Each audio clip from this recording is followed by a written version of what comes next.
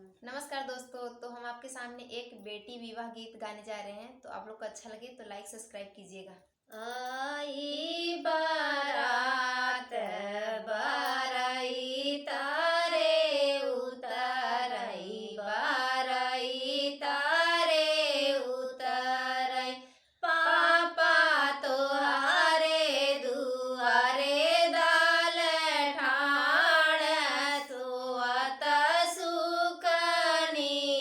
दय पापा तोहारे दुआरे दाल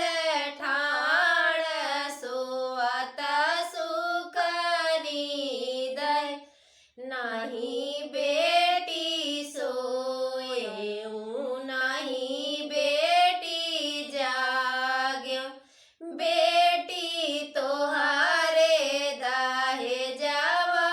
के सोचनी दरिया नाही लागे बेटी तोहारे दाहे जावा के सोचनी दरिया नाही लागे आई बारात बाराई तारे उतरई बाराई तारे उतरई चाचा तोहारे दुआरे दाल ठाण सोवत सुखनी दय चाचा तोहारे दुआरे दाल ठाण सोवत सुखनी दय नाही बेटी सोएऊ नाही बेटी जाग्यो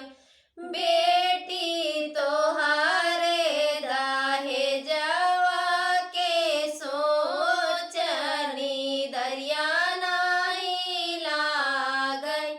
बेटी तोहारे दाहे जावा के सोचनी दरिया नाही लागई आई बारात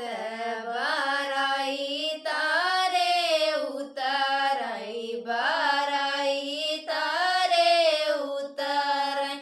भैया तोहारे दुआरे दाल ठाण सोवत सुखनी दय नाही बहिना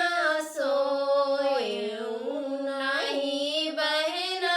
जाग्यो बहिना तोहारे दाहे जावा के